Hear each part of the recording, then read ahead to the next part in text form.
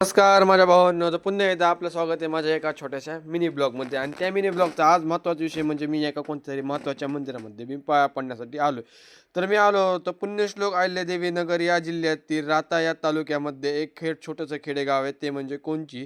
कदाचित तुम्ही कधी आलात ना, तर एक लोणी म्हणून गाव आहे. ते गाव खेडेगाव आहे, काय तालुका बी नाही आहे. त्या गावापासून थोडंसंच दूर अंतरावर एक कोणची म्हणून गाव ते वसलेलं आहे. तिथनं लयत लय तुम्हाला सांगतो 5 किलोमीटर लांब आहे ते कोणची गाव. आणि ते गाव एक म्हणजे डोंगरदऱ्यामध्ये दडलेलं गाव आहे. तुम्ही असं आले की तुम्हाला कुठं लवकर सापडणार नाही आहे ते. पण तिथे तुम्हाला वेळोवेळी तिथं त्यांनी हे इंजेक्शन दिलेले आहेत की इथनं असं या, पुढे असं तिकडे या. म्हणजे तुम्हाला इथं हार पाण्याचा चान्स भेटणारच नाही आहे. तर आम्ही पण तसं आलो होतो तिथं. आणि इथं तुम्हाला एक सांगतो, जर तुम्ही कधी येणार असाल तर 9 ते 6 वाजेपर्यंत इथे तुम्हाला दर्शनासाठी वेळ आहे. आता मी बी आलो होतो, तर गाडी थोडी लांब लावली, कारण ती गाडी आत जात नव्हती म्हणून मी चलतच गेलो होतो त्या मंदिरामध्ये पाया पडण्यासाठी. तर तुमचा आता वेळ संपलेला आहे आणि तुम्हाला आता त्या मंदिराचं दर्शन होणार. आणि हे मंदिर होतं राहू आणि केतूचं. राहू आणि केतूचं मंदिर हे फक्त एक कोणची या गावामध्ये आणि राहुरी या गावामध्येच आहे. तर मी पहिलं गेल्या-गेल्या महादेवाच्या पाया पडलो. नंतर आणि केतू ह्यांच्या बी पाया पडलो. तर त्या काकांना मी माहिती विचारली, हे मंदिर कधी स्थापना झाली, कुणी केली? तर त्यांनी मला सांगितलं, ह्या मंदिराची स्थापना स्वस्तिक महाराजांनी केली. आणि त्यांना पण एवढी आयडिया नव्हती की कधी स्थापना झाली, कारण ते खूप वर्षापूर्वी स्थापना झाली होती ह्याची.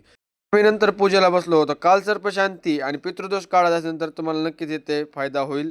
आणि यांचे यूट्यूबर आहे, तर नक्की यांच्या यूट्यूबवर जाऊन स्वस्तिक महाराज हे सर्च करा, तर तुम्हाला भेटून जाईल. आणि हे जे कुंड आहे का, या कुंडामध्ये 3 ऋतूमध्ये पाणी राहतं, यातलं पाणी आटतच नाही.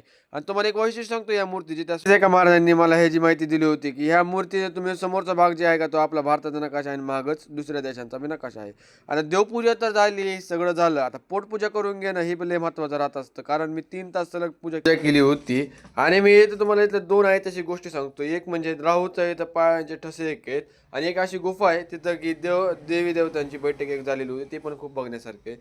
आणि डोकं ते दुखा लागलं होतं आणि एवढं गार पाण्याने आंघोळ केली होती. तर तिथला एक रामबाण उपाय म्हणजे आपला चहा.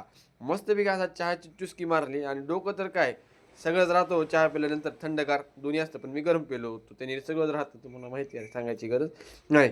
चहा ते पिऊन मी मस्तपैकी पाहुण्याच्या घरी गेलो. तिथं जाऊन मस्तपैकी थोडा आराम केला 10-15 मिनिटं.